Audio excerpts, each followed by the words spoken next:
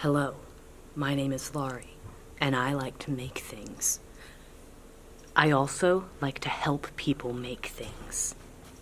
Behind me, you can see the set of the play Hands. We're bringing it to Dunedin, the Fringe Festival. We'll see how it goes. Oh God, they're back. Hi, I'm Laurie, and I hate talking about money. No.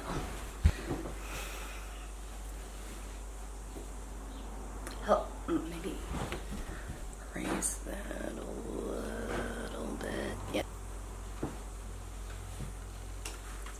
I've got a script, kind of. Hi, I'm Laurie, and I'm a PhD candidate at the University of Waikato in Hamilton, New Zealand. This is really hard.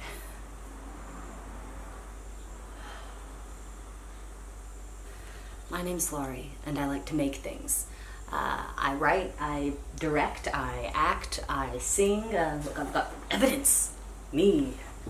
Acting. I make mind maps, lots of mind maps. I draw, although not necessarily very well. I play bass and sing.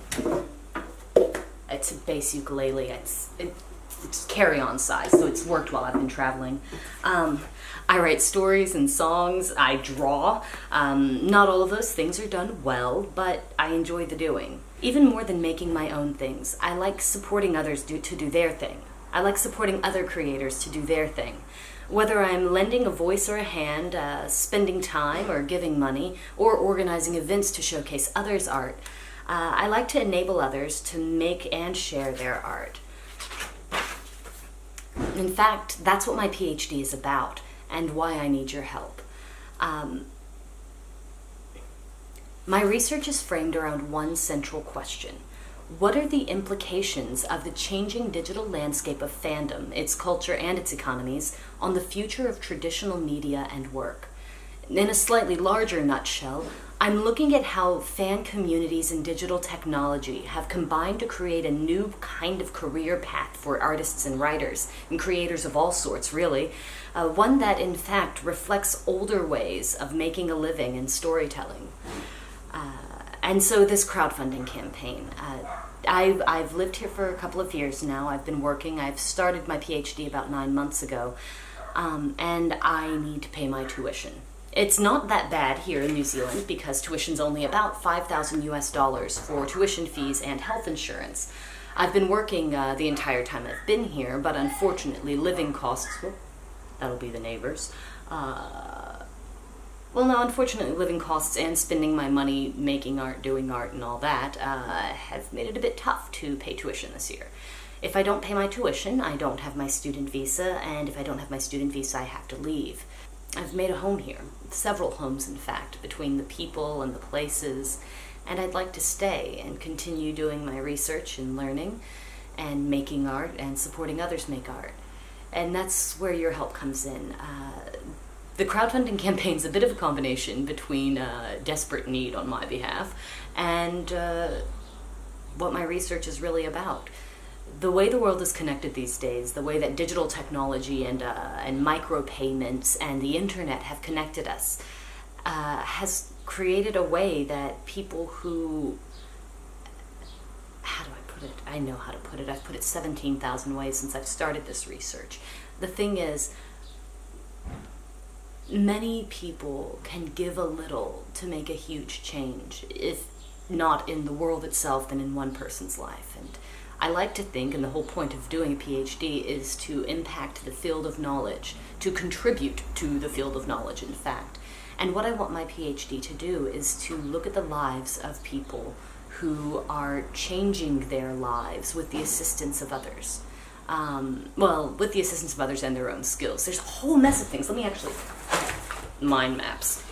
Oh gosh, where do I even start?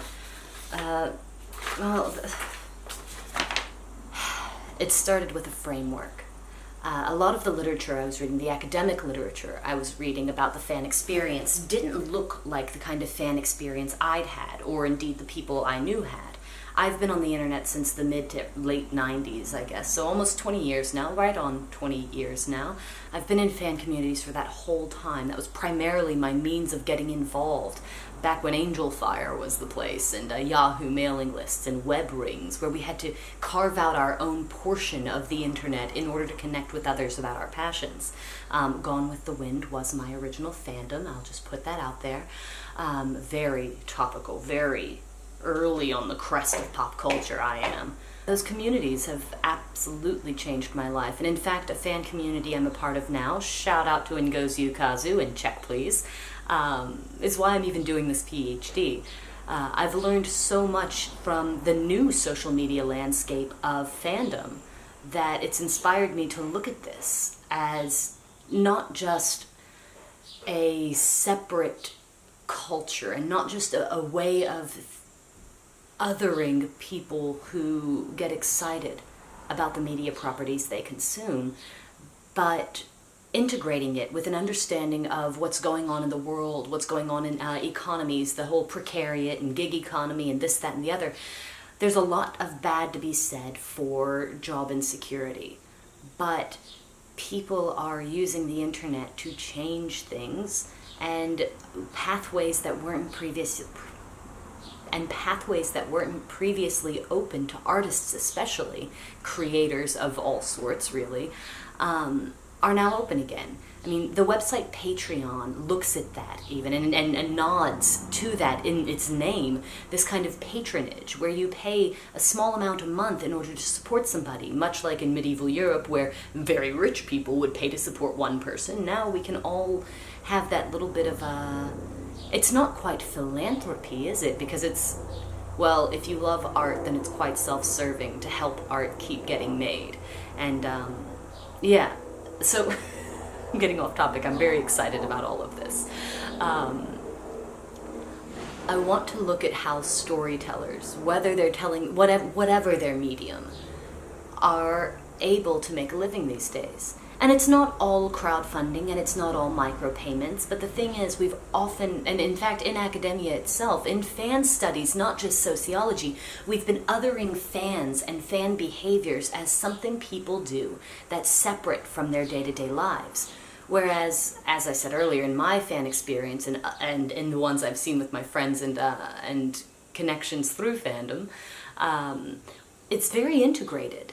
And not just, fan studies scholars, but the skills we hone in fandom, the skills that we go to fandom to help shape and get feedback on, are the ones that we are using to incorporate into our day-to-day lives, whether we're doing something directly related to it, like creating webcomics, whether we're finding ourselves better able to write because of the feedback and confidence we've built in fandom, better able to draw because of, again, the feedback and confidence and constructive criticism we get, better able to proofread because we've been betas for years. Like these things we don't talk about in normal conversation unless you happen to stumble across somebody else who admits it, you know, the naughty secret of fandom.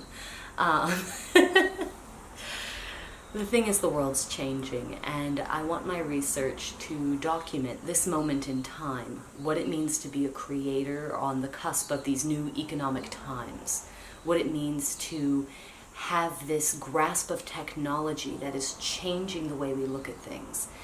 And I've got great support at the University of Waikato, and I love this area, and I love this city, and I love this campus, and I'd like to stay, and I need your help to continue doing all of these things. So if you've got time, if you've got a bit of money, feel free to throw either of those things my way. If you have any questions for me, please write and ask me questions. I clearly can go on.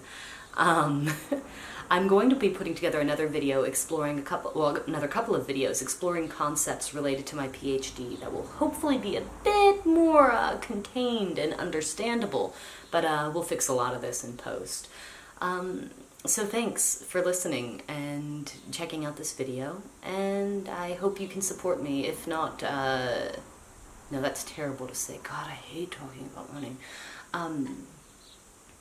If you feel so inclined to help out, please do. My research will ultimately be available to the public on the Research Commons at the University of Waikato, And in the meantime, you'll find me in various fandoms as well as around town, making things and doing things and helping others make and do. Thanks. There we are. Let's see. Got a lot of growth there.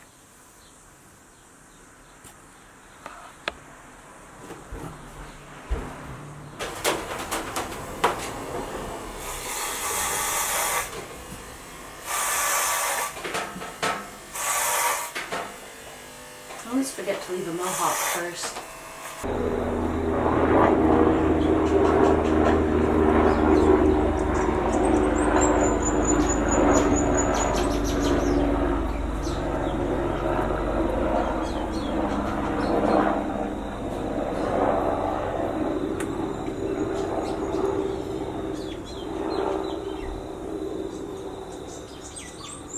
Helicopters don't worry me nearly as much as they did in America.